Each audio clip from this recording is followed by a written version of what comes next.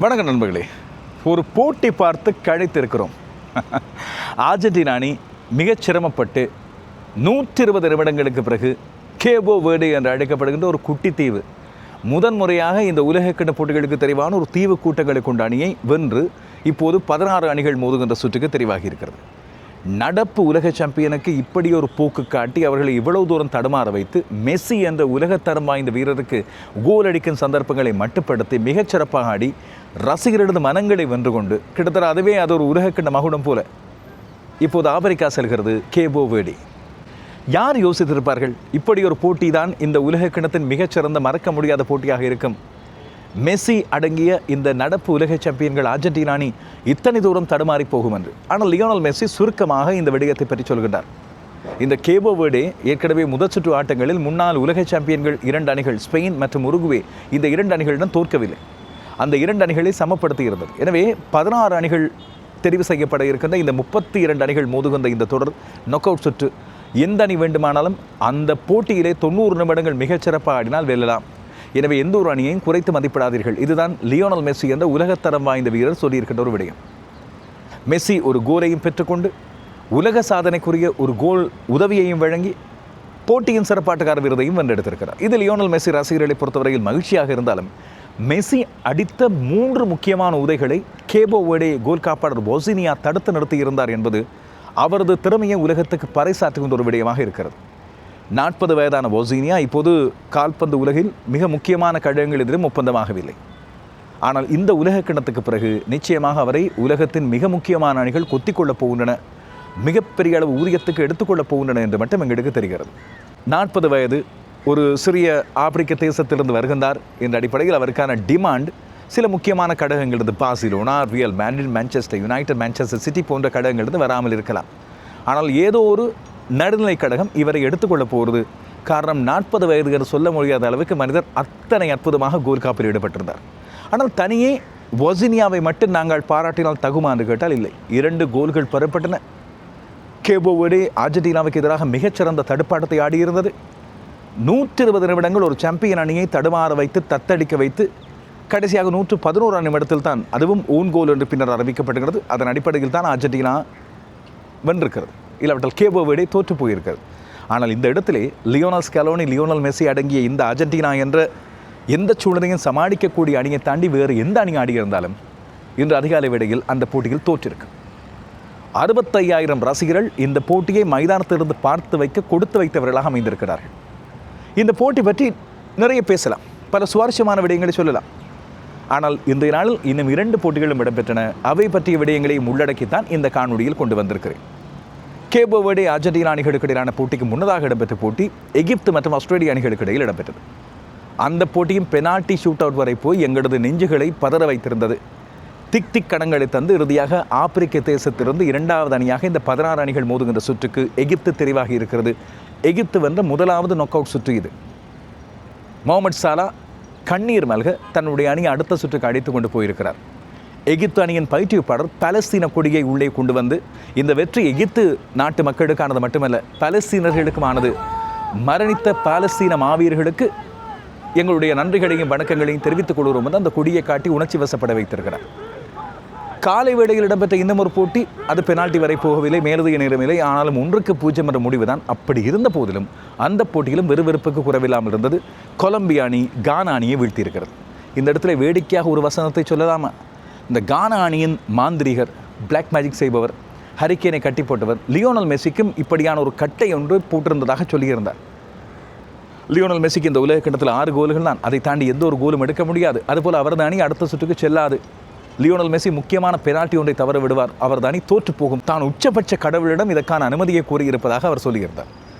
பார்த்தால் கடைசியாக உங்களது அணியையே அடுத்த சுற்றுக்கு கொண்டு போக முடியாமல் போச்சே கானா கருப்பு மாந்திரிகா என்று நாங்கள் வேடிக்கையாக இந்த இடத்திலே சொல்ல வேண்டியிருக்கிறது. இந்த 3 போட்டிகளையும் பற்றி கொஞ்சம் பேசுவோம். அதுபோல் இனி 3ஆம் சுற்று ஆரம்பிக்கிறது. அதாவது ரவுண்ட் ஆஃப் 16, 16 அணிகள் மோதுகின்ற நேரடியாக காலிறுதிக்கான அணிகளை தெரிவு செய்கின்ற ப்ரீ குவார்ட்டர் ஃபைனல்ஸ். அந்த போட்டிகளில் முதலாவது போட்டி இன்று இரவு எங்கள் நேரப்படி 10:30க்கு ஆரம்பிக்க போகிறது. கனடா அணி மொரோக்கோ அணியை சந்திக்கின்ற போட்டி. அதுக்கு பிறகு அதிகாலை வேளையில் ஒரு போட்டி இருக்கிறது, பிரான்ஸ் மற்றும் பரகுவே அணிகளுக்கு இடையிலான போட்டி. அந்த போட்டிகளுக்கான முன்னோட்டத்தையும் சுருக்கமாக இந்த காணொலியிலே பார்க்கலாம். நான் ஒவ்வொரு விடயங்களாக இந்த காணொலியிலே ஆரம்பிக்க போகிறேன், சில தரவுகள், சாதனைகள் ஆகியவற்றை பார்த்துக்கொண்டு.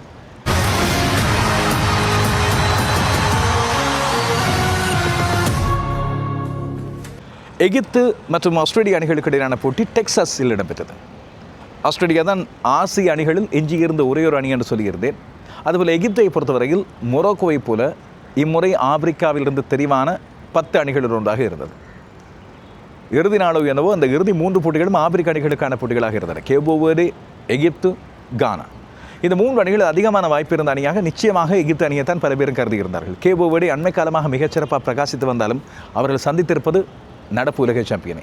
கானா அணி மிகச்சிறப்பான முறையில் ஆடி வந்தாலும் பழைய பிளாக் ஸ்டார்ஸ் போல அவர்களது ஆட்டம் இருக்கவில்லை என்று சொல்லி எல்லோருக்கும் தெரிந்திருந்தது. ஆனால் எகிப்து அணியை பொறுத்தவரையில் முகமது சாலா மட்டுமல்ல, அந்த அணியிலே ஆடுகின்ற பல்வேறு நட்சத்திரங்களும் பல கவனத்தை ஈர்த்தவர்கள். அஷோர் எல்லாம் உண்மையில் கொண்டாடக்கூடிய ஒரு வீரராக இருக்கின்றார். இதுபோல முன்னாள் 2 கால்பந்து ஜாம்பவான்களின் பெயர்களை கொண்ட 2 வீரர்கள் ஜீகோ மற்றும் ட்ரெஸ்குவெட் 2 பேரும் கூட இந்த அணியிலே இருக்கின்றார்கள். இந்த எகிப்து அணி உண்மையில் மிகச்சிறப்பான முறையில் ஆடித்தான் இந்த உலகக்கிண்ண தகுதிகான் சுற்றின் மூலமாக உலகக்கிண்ண போட்டிகளுக்கு வந்திருந்தது. ஆனால் ஆஸ்திரேலிய அணி பெரிய அளவில் கணிப்பிட முடியாத அணி.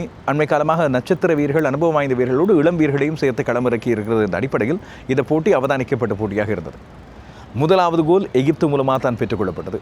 முதலாவது கோல் 13ஆம் நிமிடத்திலே அஷோர் மூலமாக எகிப்து கிடைத்துவிட்டது. இடைவேளை நேரத்தின் போது 1-0 எகிப்து முன்னிலையில். 55ஆம் நிமிடத்தில் தான் ஆஸ்திரேலியாவுக்கு அதிர்ஷ்டம் அடித்தது. முகமது ஹனி மூலமாக ஓன் கோலோடு கிடைக்கிறது ஆஸ்திரேலியாவுக்கு. ஹனி இதன் மூலமாக உலக சாதனை படைத்த ஒருவராக மாறியிருக்கின்றார். அணிக்காக கோல் அடித்து கொடுப்பது ஒன்று, அணிக்கு எதிராக கோல் அடித்து கொடுப்பது தனியானது. ஓன் கோல்கள் 2 இந்த உலக கிண்ணத்திலே பெற்றுக்கொண்டு ஒரே உலக கிண்ணத்தில் 2 ஓன் கோல்களை பெற்ற முதலாவது வீரராக எகிப்தின் முகமது ஹனி இப்போது மாறியிருக்கிறார். ஆனால் யாரும் அவர் மீது கோபம் கொள்ள வேண்டிய தேவையில்லை. இது நடப்பது, ஆக்சிடென்டல், தற்செயலாக இடம்பெறுவது. கால்பந்து போட்டிகளை பொறுத்தவரையில் பின்கள வீரர்கள் மிக உற்சாகமாக ஆடும்போது தங்களது கோல் எல்லைக்குள் புகுந்து தங்களது வரைக்குள் புகுந்த கோல்களை தடுப்பதற்காக அவர்கள் முனையும் போது தப்பித்தவரை அவர்களது கால்களிலே பட்டு பந்து தங்களது அணிக்கு எதிராகவே கோல்களாக மாறிவிடும். எனவே 1-1 என்ற சமநிலையில் இழுபறிப்பட்ட நிலையில் தான் போட்டி மேலதிக நேரம் வழங்கப்பட்டது. மேலதிக நேரத்தில் எதுவும் நடக்கவில்லை. அதுக்கு பிறகு பெனால்ட்டிக்கு போனது. இந்த பெனால்ட்டிக்கு செல்ல முதல் ஒரு முக்கியமான முடிவொன்றை எடுத்திருந்தால் ஆஸ்திரேலிய அணியின் பயிற்றுவிப்பாளர். அவ்வளவு நேரமும் மிகச்சிறப்பாக கோல் தடுப்பில் ஈடுபட்டிருந்த கோல் காப்பாளர் மேத்யூ பீச்சை மாற்றி பேட்ரிக் ராயனை கொண்டு வருகிறார் ஆஸ்திரேலிய பயிற்றுவிப்பாளர் கோல் காப்பாளராக. பெனால்ட்டி உதைகளுக்கு செல்கின்ற வேளையில் லேசில் யாரும் கோல் காப்பாளரை மாற்றுவது கிடையாது. உபாதை சிக்கல் இல்லாவிட்டால் அவர்களால் பாய முடியாத சூழ்நிலை ஏதாவது இருந்தாலுடைய. ஆனால் மிகச்சிறப்பான முறையில் கோல் காப்பில் ஈடுபட்டிருந்த பீச்சை மாற்றி ராயனை கொண்டு வருவதற்கு எந்த ஒரு நியாயமும் கிடையாது. ராயன் உள்ளே வந்தார். அவர் அனுபவம் வாய்ந்த கோல் காப்பாளர் என்று சொல்லப்படுகின்ற ஒருவர். என்றாலும் அவரால் எந்த ஒரு பந்தையும் தடுக்க முடியவில்லை. ஆனாலும் ஆஸ்திரேலியாவின் நம்பகமான 2 வீரர்கள் தங்களுக்கான பெனால்ட்டி உதைகளை தவறவிட்டது அவர்களது துரதிர்ஷ்டம் என்று தான் சொல்ல வேண்டும். வழமையாக பெனால்ட்டி உதைகளை பொறுத்தவரையில் அதில் அடிப்பவர்கள் மாபெரும் கெட்டிக்காரர்கள் என்றோ தவறு விடுவோர் மிக பெரும் மோசமான வீரர்கள் என்றோ யாரும் சொல்வதில்லை. மிகச்சிறந்த வீரர்களுக்கு கூட பெனால்ட்டி உதைகள் தவறவிடப்படுவது வழக்கமாக இருந்திருக்கிறது. அது அந்தந்த கால சூழ்நிலைக்கு உட்பட்டது. ஆஸ்திரேலியாவின் உயரமான அவர்களது தடுப்பாட்டம் ஆடக்கூடிய மிகச்சிறந்த வீரர்கள் ஒருவரான சூட்டர் நேற்று நாளில் தன்னுடைய முதலாவது உதையை தவறவிடுகிறார். எகிப்து அணி வரிசையாக 4 பெனால்ட்டி உதைகளையும் அடித்து முடிக்கிறது. அதில் சாலாவும் ஒரு அற்புதமான இலகுவான கோலோடு அடித்திருந்தார். 3-2 என்று சொல்லி எகிப்து முன்னிலையில் இருந்த வேளையில் கட்டாயமாக உதைய வேண்டிய ஒரு பெனால்ட்டி உதையை ஆஸ்திரேலியாவின் லூகஸ் ஹெரிங்டன் தவறவிடுகிறார். எகிப்தின் அல் ஹமீடின் அந்த கோலை அடித்துக் கொள்கிறார். எகிப்துக்கு வெற்றி, சரித்திரபூர்வமான வெற்றி. அவர்கள் முதல் தடவையாக நாக் அவுட் சுற்று ஆட்டம் ஒன்றை வென்று இப்பொழுது அடுத்த நாக் அவுட் சுற்றுக்கு தெரிவாகி இருக்கின்றார்கள். ஆனால் சந்திக்க போவது அர்ஜென்டினாவை. எகிப்தின் இந்த வெற்றியும் அர்ஜென்டினாவின் கேபோ வேர்டேக்கு எதிரான தடுமாற்றமும் சேர்ந்து எகிப்துக்கு ஒரு உற்சாகத்தை நிச்சயமாக கொடுத்திருக்கும். தங்களாலும் மிகச்சிறப்பாக ஆடினால் ஆஸ்திரேலிய அணிக்கு எதிராக ஆடியதை விட இன்னும் ஒரு 10%, 15% மிகச்சிறப்பான தங்களது எஃபர்ட்டை போட்டு தங்களது செயற்பாட்டு திறனை அதிகரித்து கொண்டால், அதுவும் உலகத்தரம் வாய்ந்த கிங் சாலா இருக்கிறார், அவரது திறமையை இன்னும் வெளிப்படுத்திக் கொண்டால் தாங்கள் அர்ஜென்டினாவுக்கு ஒரு மிக நெருக்கமான போட்டி ஒன்றை வழங்கலாம். அர்ஜென்டினாவை வீழ்த்திய 2வது ஆப்பிரிக்க அணியாக மாறலாம் என்று. இப்போது நீங்கள் கேட்கலாம், 2வது ஆப்பிரிக்க அணியா என்று சொல்லி கேட்கலாம். இந்த உலக கிண்ணத்தில் அல்ல, இதற்கு முந்தைய உலக கிண்ணத்தில் அல்ல, அதற்கு முந்தைய உலக கிண்ணத்தில் அல்ல. ஆனால் நீண்ட காலமாக உலக கிண்ண கால்பந்து போட்டிகளை பார்த்து வருகின்ற ரசிகர்களாக நீங்கள் இருந்தால் உங்களுக்கு ஒரு போட்டி ஞாபகம் வரும். என்னுடைய மூத்த தலைமுறையினர் பார்த்த போட்டியாக இருக்கலாம். நான் சின்ன பையனாக அந்த போட்டியை பார்த்திருந்தேன். 1990ஆம் ஆண்டு இத்தாலியில் உலகக்கிண்ணம் இடம்பெற்ற வேளையில் மிலானில் இடம்பெற்ற ஒரு சரித்திர முக்கியத்துவம் வாய்ந்த போட்டி. இண்டோமிட்டபிள் லயன்ஸ் என்று பின்னாளில் அழைக்கப்பட்ட மிகச்சிறந்த ஆப்பிரிக்க அணிகளில் ஒன்றான கேமரூன் அணி தன்னுடைய உலகக்கிண்ண போட்டியில் ஆடிய முதலாவது போட்டி, முதற் சுற்று ஆட்டம். அர்ஜென்டினா அணி டீகோ மரடோனா அந்த அர்ஜென்டினா அணிக்கு தலைவராக இருக்கின்றார். அர்ஜென்டினா அப்போது நடப்பு சாம்பியன்கள். நடப்பு சாம்பியன்கள் அடுத்த உலகக்கிண்ணத்தில் ஆடுகின்ற முதலாவது போட்டியில் கெமரூன் அணி எதிர்பாராத தோல்வி ஒன்றை அர்ஜென்டினாவுக்கு பரிசளித்தது 1-0 என்று. இது யாராலும் மறக்க முடியாத ஒரு தோல்வியாக அமைந்தது. அதை மீண்டும் ஞாபகப்படுத்துவது போல கேபோ வெர்டேயின் ஆட்டம் இன்று அமைந்திருந்தது என்பதை தான் இங்கே சொல்ல வந்தேன். இதுபோல் கேபோ வெர்டேயின் இன்றைய அதிகாலை ஆட்டமும் அந்த கெமரூன் அணியின் வெற்றியும் சேர்ந்து எகிப்து அணிக்கு ஒரு தனியான ஒரு உற்சாகத்தை கொடுக்கலாம். எங்களுக்கும் இந்த அணியை வீழ்த்தக்கூடிய திறமை இருக்கிறது என்ற நம்பிக்கை ஒன்றை ஊட்டலாம். இதுபோல் எகிப்து அணியின் வெற்றி தனியே எகிப்து நாட்டில் மட்டுமல்ல, அவர்கள் எகிப்தியர்கள் வாடுகின்ற புலம்பெயர் நாடுகளில் மட்டுமல்ல, அரபுலகம் முழுவதும் கொண்டாடப்பட்டுகிறது. மிகப்பெரும் மகிழ்ச்சி, ஏதோ தாங்களே வந்தது போல அவர்களது கொண்டாட்டத்தை வெளிப்படுத்தி இருக்கிறார்கள். எகிப்துக்கும் சில அரபுலக நாடுகளுக்கும் இடையில் அரசியல் ரீதியாக பிரச்சனை இருக்கிறது என்றெல்லாம் சொல்லப்பட்டு வந்தாலும் மக்களுக்கு கால்பந்து என்பது ஒரு தனியான மொழி. அதுபோல் மத்திய கிழக்கிலிருந்து வந்திருந்த அணியாக இருந்தாலும், வட ஆப்பிரிக்காவிலிருந்து வந்திருந்த அணியாக இருந்தாலும் அது எங்கள் அணி என்பதை போல சந்தோஷமாக கொண்டாடி தீர்த்திருக்கின்றார்கள். மொரோக்கோ அணியின் ரசிகர்களுக்கு கூட ஒரு மகிழ்ச்சி தான். காரணம், தங்களோடு சேர்த்து தங்களது வட ஆப்பிரிக்காவை சேர்ந்த மற்றும் ஒரு அணி இந்த உலகக்கிண்ணத்தின் அடுத்த சுற்றுக்கு நொக் அவுட் சுற்றை தாண்டி அடுத்த நொக் அவுட் சுற்றுக்கு தகுதி பெற்றுகிறது என்பதை அவர்களும் கொண்டாடி தீர்த்திருக்கிறார்கள். இப்போது எகிப்துக்கு இருக்கின்ற பெரும் பொறுப்பு இதே திறமையை அர்ஜென்டினா அணிக்கு எதிராக அடுத்த போட்டியில் வெளிப்படுத்த வேண்டியதுதான். 70,000 ரசிகர்கள் டெக்சாஸில் அந்த சரித்திர முக்கியத்துவம் வாய்ந்த பெனால்டி உதைகளின் மூலமாக எகிப்து பெற்ற வெற்றியை பார்த்திருக்க, அதற்கு முதலே இளநீலமும் வெள்ளையும் கலந்த சீருடைகளோடு அர்ஜென்டினாவின் ரசிகர்கள் மியாமியை ஆக்கிரமித்துக் கொண்டார்கள். மியாமி என்பது அர்ஜென்டினாவுக்கும் மெஸ்ஸிக்கும் ஒரு தனியான ஸ்பெஷல் உள்ள ஒரு இடம். காரணம், மியாமி இப்போது மெஸ்ஸியின் சொந்த ஊர். கிட்டத்தட்ட அவர் தத்தெடுத்து கொண்ட 2வது அல்லது 3வது ஊர் என்று சொல்லலாம். முதலாவது அவர் பிறந்த மண் அர்ஜென்டினா. ரொசாரியோவிலே பிறந்த ஒரு சின்ன பையன். அவர் பியூனோஸ் ஏர்ஸில் இருந்ததை விட அதுக்கு பிறகு பார்சிலோனாவில் இருந்த காலம் அதிகம். பார்சிலோனா அவரது வளர்ப்பு மண்ணாக அமைந்து போனது. அவர் தத்தெடுத்து கொண்ட பூமியாக மாறிப்போனது, இல்லாவிட்டால் அவரை தத்தெடுத்து கொண்ட பூமியாக மாறிப்போனது. அதுக்கு பிறகு இப்போது மியாமி தான் அவருடைய இப்போதைய ஊர். தன்னுடைய குடும்பத்தாரோடு மியாமியில் தங்கியிருந்து பெக்காமின் அணியான இன்டர் மியாமி அணிக்காக ஆடி வருகின்றார். எனவே மியாமி கார்டன்ஸில் ஆடப்பட்ட இன்றைய அதிகாலை போட்டியை காண்பதற்காக அர்ஜென்டினா ரசிகர்கள் அத்தனை பேரும் வந்து மியாமியை முற்றுகையிட்டிருப்பார்கள் என்பதை நான் சொல்லி தெரிய வேண்டியதில்லை. நகரம் முழுக்க விழாக்கோலம் பூண்டிருந்தது. முழுக்க அர்ஜென்டினா ரசிகர்களால் முற்றுகையிடப்பட்டிருந்தது. அதுபோல் 65,000 ரசிகர்கள் பார்க்கக்கூடிய இந்த ஹார்ட் ராக் ஸ்டேடியம், அந்த மைதானமும் முழுக்க முக்கால்வாசி அர்ஜென்டினா ரசிகர்களால் தான் நிறைந்து போயிருந்தது. ஒரு 1000-2000 ரசிகர்கள், கேபோ வெர்டேக்கு ஆதரவான ரசிகர்கள் அங்கே இருந்திருக்கலாம். இல்லாவிட்டால் அர்ஜென்டினாவை பிடிக்காதவர்கள், மெஸ்ஸியை பிடிக்காதவர்கள் அங்கே திரண்டிருந்திருக்கலாம். ஆனால் கேபோ வெர்டேயை பொறுத்தவரையில் அவர்களுக்கான உற்சாகம் அங்கே இருந்து வருகிறது, மைதானத்திலிருந்து வருகிறது, தங்களது மனதிலிருந்து வருகிறது என்பதை உணர்ந்தே அவர்கள் மிகச்சிறப்பான ஆட்டத்தை வெளிப்படுத்தியிருந்தார்கள். ஆரம்பம் முதலே ஒரு இறுக்கமான போட்டி இங்கே இருக்கிறது என்று சொல்லி தெளிவாக தெரிந்தது. ஆனால் அர்ஜென்டினா ஆரம்பத்திலே கேபோ வெர்டேயை கொஞ்சம் லேசாக எடுத்துக்கொண்டு ஆடியது போல தெரிந்தது.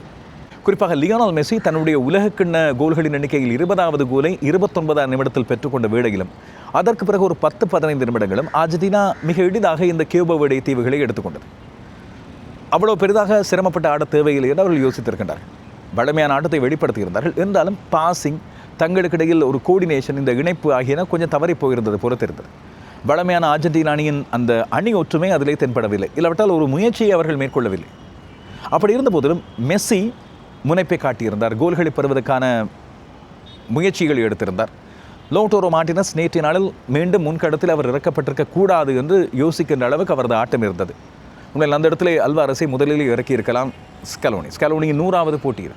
அந்த எதிர்பார்ப்பு ஒரு பக்கம் இருந்த வேளையில் இடைவேளை நேரம் 1-0 என்று அர்ஜென்டினாவுக்கு சாதகமாக இருந்தது. என்றாலும் போட்டி அவ்வளோ பெரிய சுவாரஸ்யத்தை ஆரம்பத்திலே கொடுக்கவில்லை என்பது உண்மை.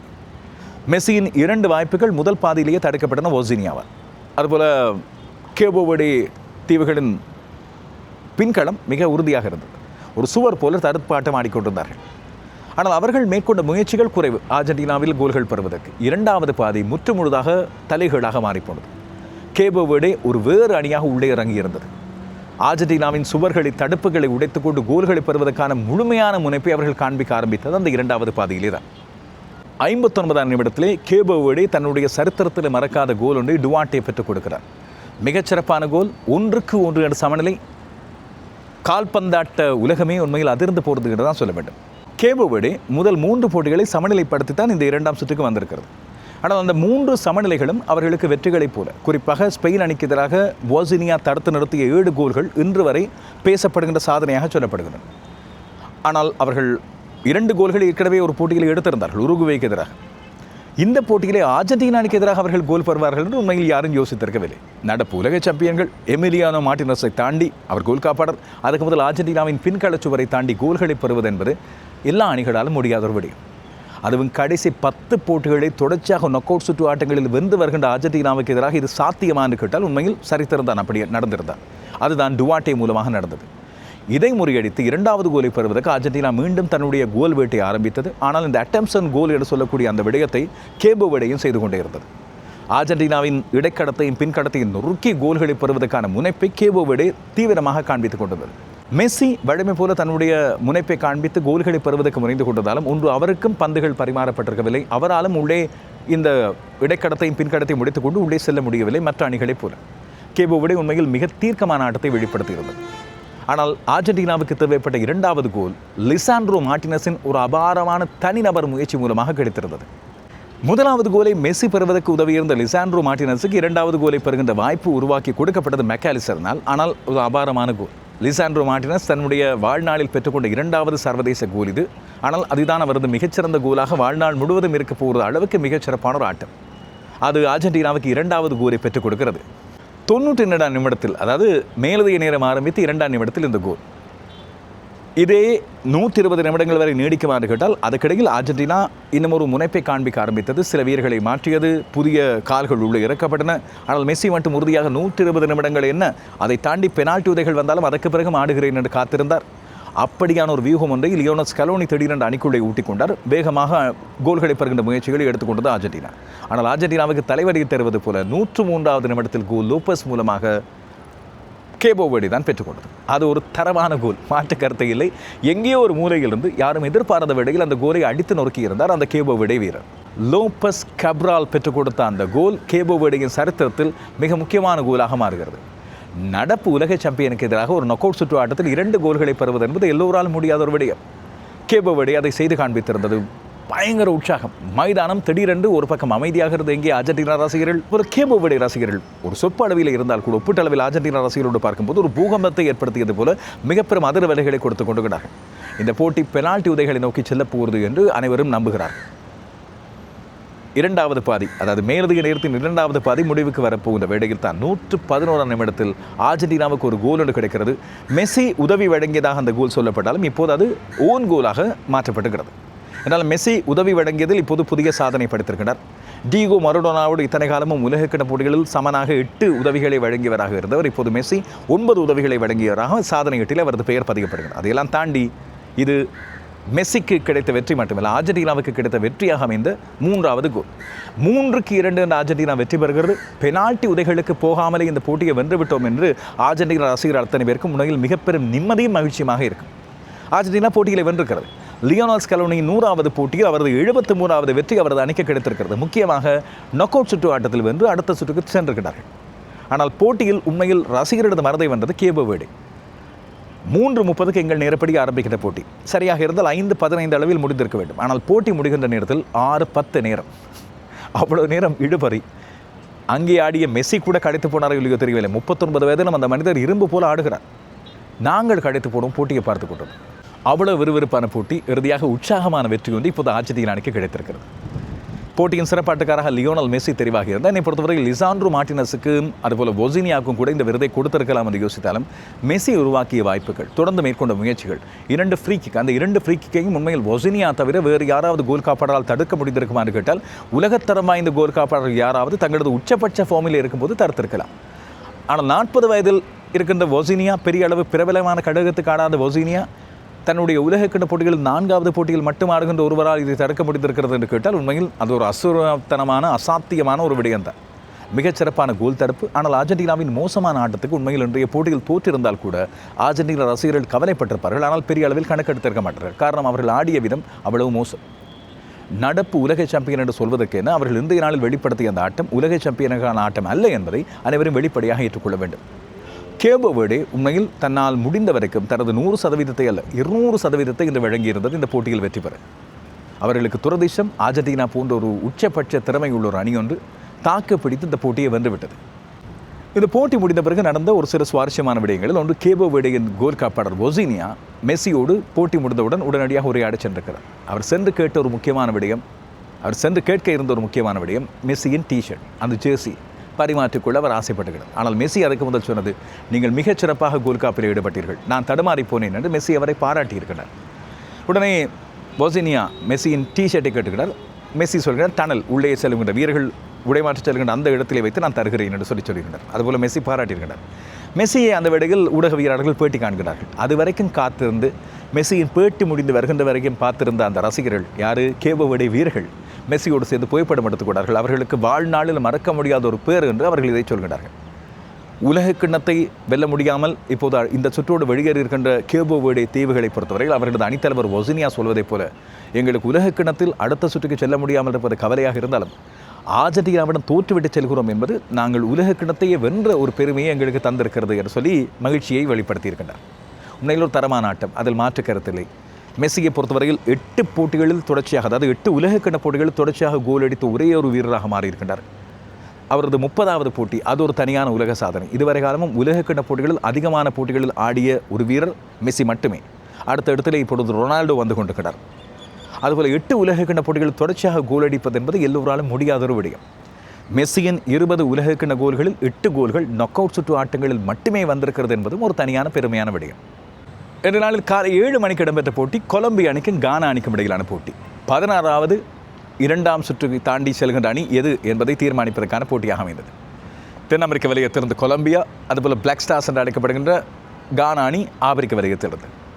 ஒரே ஒரு கோல் 14ஆம் நிமிடத்தில் பெறப்பட்டது. ஜோன் அரியாஸ் மூலமாக. அந்த கோல் தான் இந்த போட்டியை தீர்மானித்திருந்தாலும் தனியாக ஒற்றை கோலினால் தீர்மானிக்கப்பட்ட போட்டி, ஒரு கோல் மட்டும்தான் பெறப்பட்டது, இப்படி சொல்லுகின்ற அளவுக்கான போட்டி அல்ல. போட்டியை பார்த்தவர்களுக்கு தெரிந்திருக்கும் எத்தனை விறுவிறுப்பு இருந்தது, எத்தனை முயற்சிகளை கானா அணி மேற்கொண்டிருந்தது.